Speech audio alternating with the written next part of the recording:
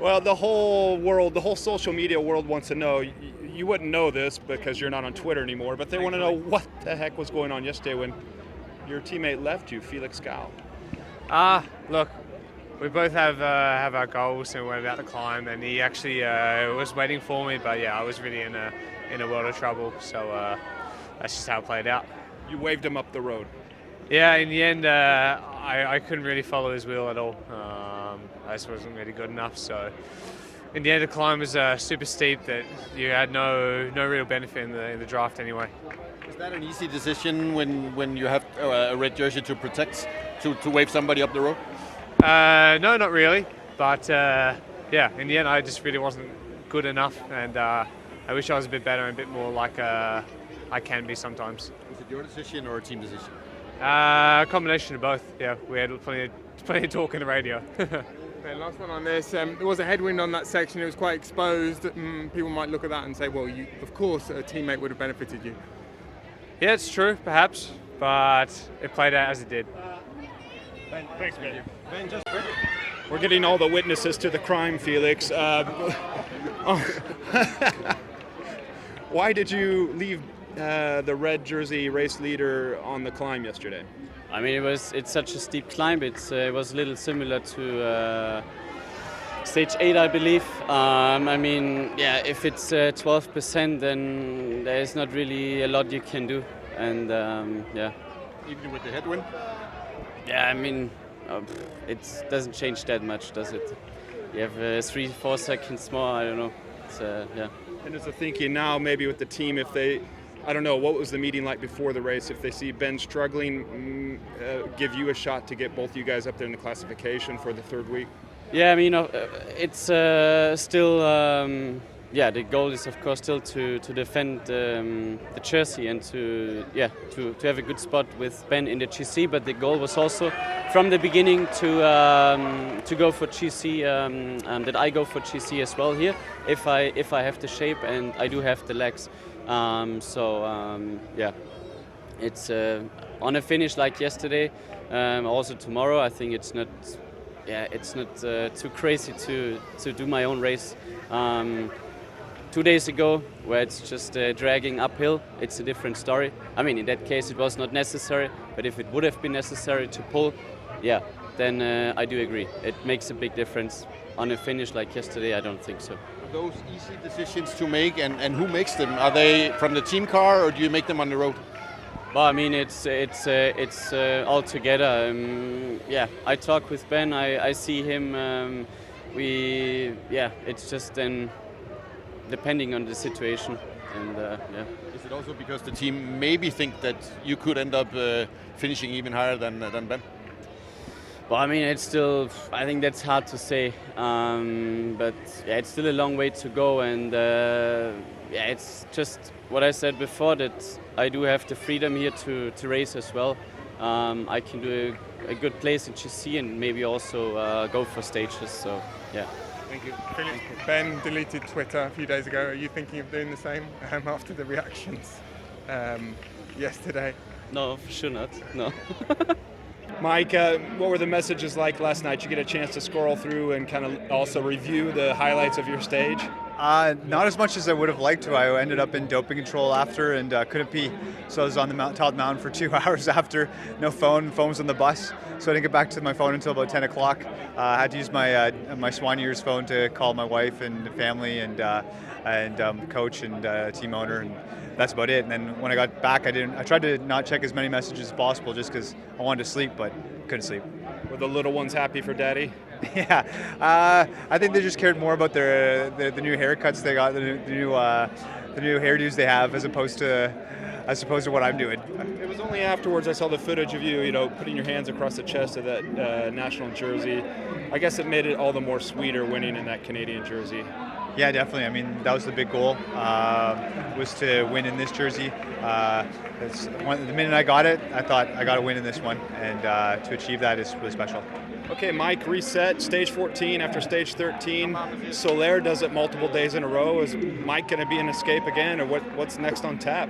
I'd say don't look for me in the break today. It's not a great one for me, but it's a great one for our team. tomorrow's another big day for us and for me, and so I'm going to target that one.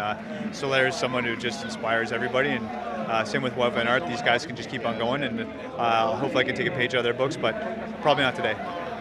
What's next after the Vuelta? What's next in your career? We've got the World Championships coming up. I might do Montreal, Grand Prix Montreal this year. We'll see. It depends on how I'm coming out of this race, and the Italian Classics. And then I've got at least one season left on the contract, and want to still get some big wins, get that Giro win. That'd be the big goal. Jack Haig, what did you make of yesterday's results, both with the GC and with your own ride? I think we saw that Movistar had a bit of a plan with Enric. They initially looked like they wanted to control the stage, but the breakaway sort of got a little bit out of control, and they controlled for a tiny bit at the very beginning and then decided that it's probably a little bit too much work. They took the race up coming into the final climb, making the last maybe 30-40 kilometers quite hard. And then obviously they were hoping that Enric could repeat the performance that he had on stage 9, but Primoz beat him to it and put about a minute into him. So super impressive ride by Primoz, and I think now it'll be a bit of a battle between those two to see who can sort of take chunks of time out of each other, but at the moment definitely looks like Primoz is going the best. For myself, it was a little bit difficult. The breakaway went quite fast. Yes, You were supposed to be in the break. Yeah, well, myself and most of the team, to be honest. And we sort of said in the meeting that we would gamble a little bit and wait a little bit longer because the breakaway's been taking quite a long time to go, the last couple of stages. And yeah, it went basically from the beginning. So it caught us a little bit off guard, and then tried to limit my losses going up the last climb to try to stay in the mix there. I'm about 7 or 8 minutes away from the top 10, so I need to try and find 2 okay breakaways, and I can maybe float around in that top 15 area and try hunt for still a half-decent GC spot. So were you saying the GC battle you think now is between Roglic and Mas? We can count out O'Connor now? Yeah, maybe substitute O'Connor with Landa. He obviously did a really good performance yesterday as well. And it'll be interesting to see how he continues, because he can definitely go for a podium spot there in the end. Ben had quite a bad day yesterday, losing a lot of time, and maybe the weight of the red jersey is starting to catch up with him. I really hope he can try to hang on there as much as possible, and we'll probably have a better indication tomorrow. What is it about Ben? Because we see him every day smiling, positive. How do you see him in this GC ride? How is he out on the road? To be honest, I don't see much of him because he's at the very front riding with his team. I try to have a chat with him every now and then and just see how he is. I had a bit of a chat to him yesterday. He said he was feeling all right and he was confident, but obviously, yeah, it's been a super hard Vuelta so far, and having the red jersey and all the extra commitments and the extra weight of that starts to add up, I think. Jack, thank you. No worries. I think you've got to go. Jack, you talked about you talked there about the difficulty of getting into a break as a common theme. I think you've got to go. You've got to go. Go on. You can answer it on the way back. There have been a few others in the last few days who seem to be there every day. What are they doing right? A lot of it is coming down to a bit of an art. You need to be able to pick the right moment to go. It gets a little bit harder, for instance, in our team where we have less numbers. Obviously, the more numbers you have, the more chance you have of getting in the breakaway.